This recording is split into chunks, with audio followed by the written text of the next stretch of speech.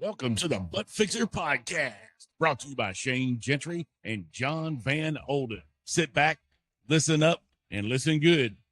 You're going to hear it all right because we've already done it all wrong. We're going to help you meet your goals and fix your butts. Welcome to the Butt Fixer Podcast. All right, ladies and gentlemen, we're here live at the 2024 North Carolina Veterinary Conference. We've got lots of cool guests on today, and our next one here is Cynthia Burns, the Fix-It Lady. So, yep. Cynthia, you just got to go on and tell us, what are we fixing? We are fixing anesthesia equipment. Ooh, so that's pretty important. It's very important equipment, especially when it fails. Then that's when I really get the phone calls. Yeah. Does one find their way into that business? That seems very... I wouldn't even know how to go. I want to fix anesthesia machines for a living. How did we get here? It was all due to my anesthetic professor at Purdue University. So I'm a Purdue RBT grad. Okay. I'm also licensed here in North Carolina. Okay. Graduated from Purdue, worked as like everybody else out there in the field, worked at several practices, worked at 3 different distributors. I actually took a break because I needed that break. I worked at a mom and pop coffee shop and a plant nursery. Nice. And I went back to a trade show, and there was my anesthetic professor with his company. Okay. And he approached me. He said, hey, I remember you doing really, really well in anesthesia. And my comment was, I did not enjoy anesthesia. I may have done really well, but I did not enjoy it. What did you not like about it? The stress of it. Yeah, I guess do they go down correctly? Can you bring them out?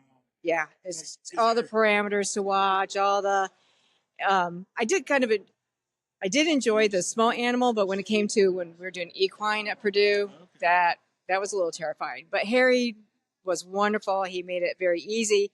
And he actually said, what I do now is a little bit different. He was still teaching at Purdue at the same time when he started his company. And he's like, what I do is a little bit different. But honestly, what I do, I am so OCD, which I think almost every veterinary technician out there is OCD. Troubleshooting, taking things apart, figuring out where the complications are, helping train people on proper use of their equipment. It really fell into something that I absolutely love. So I've been servicing anesthesia equipment now for over probably 12 years, but I've owned Fix-It Lady for about 4. All right. Now, I got kind of an off question. Yeah. I actually had a dog pass away getting spayed because she had an allergic reaction to the anesthesia.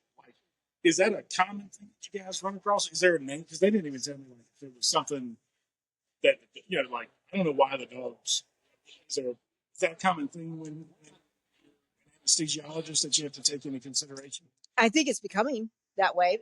You'd be about the second person to tell me that. It could be they could be allergic to the lidocaine or what they use. Not sure what they're using, especially if it was a dental procedure. They could have had a reaction to that. But there was a clinic that was having allergic reactions. A patient, every time they put them under isoflurane, immediate hives throughout the entire body. And so they had to take them off of the isoflurane. As soon as they did, hives went away. So they had to switch over to sevoflurane for that one patient. And they had no problems under the sevoflurane. So I'm not sure. It's like people were just be allergic to ibuprofen or something. Exactly. And it was that was brand new for me. I've never heard that happening before. My dad told me 2 cases in my entire career that's actually happened. I was just curious if it was more prevalent than the general public knows about. I guess it is still pretty rare. It's still pretty rare, something I don't run into very often, but that was something brand new for me. Are there any indicators prior to, is there a way to test a dog that if they're allergic to what you're using to use to anesthetize?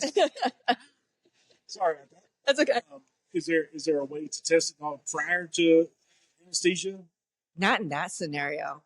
Yeah. But it was very apparent because I was there the day that the second time they tried. So the clinic tried 3 different times to figure out what is going on. Why is this patient having this allergic reaction? And I was there for the 3rd time that they put him under isoflurane, and it was immediate and apparent and everywhere. And so they had to give them some Benadryl real quick, some IV, bring down the hives. We disconnected them from the isoflurane, put them on oxygen, and the hives just gradually dissipated. So it was just very apparent after the third time, yep, it's isoflurane. Yeah, that's the common denominator. So when you have to fix these machines, well, one, like how often is this like an old car that just breaks down randomly at all times, or is it something? Is it pretty specialized in? I'm sure there's got to be normal parts that wear more than others, but so how did you get into fixing them and starting this into your own career? Again, it was all due to Harry. So I did start with Vetamac. So I'm kind of like the original Vetamac. Yep. Here, I brought Vetamac here. And unfortunately, Harry sold his company. And it was just kind of at that point, it was time to maybe reach out and go on my own. Best decision ever. It's a lot of work, as you know. And we both share the love of the pink.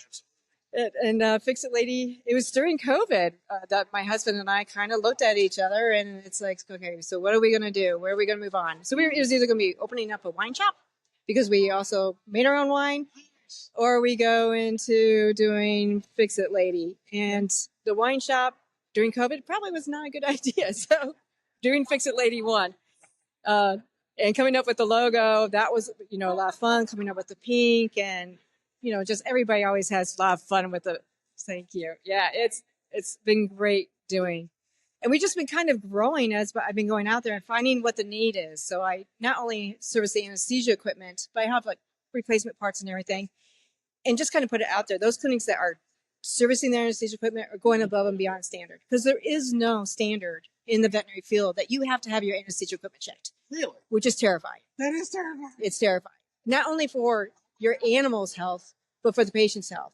And so our motto is providing peace of mind in the practice, because I'm not just providing peace of mind that the anesthesia equipment is working correctly. I want to make sure your staff is not being exposed. I want to make sure that, you're not being any hazardous waste that is going to the staff, because there are now complications with miscarriages, sterility in men, sterility in women. So hyperthermia, it's from being anesthesia, yep, whatever that is. Leaks in your anesthetic machines, leaking waste gas systems. You think that your active system's working because you turn that little light switch on and nothing's happening, and you're just being exposed. So when we call it kind of from the wall to the patient. We check the oxygen lines, we check your flow meter, we check your oxygen concentrators. So we kind of check everything. We check your vaporizer, your breathing circuit, your breathing head, and your waste gas system. So we are checking everything. What frequency do you recommend a hospital have their equipment? Is it after so many anesthesias, or is it after some amount of time? Kind of like if you're getting old, like my oil change is like it's every 20,000 miles, 6 months, whichever comes first. Whichever comes first. Something like that. As far as once a year. Once a year is great. Research. iCook is involved, so they have to have theirs done once a year. Fortunately, there's no, again, standard in the private practice or general practice.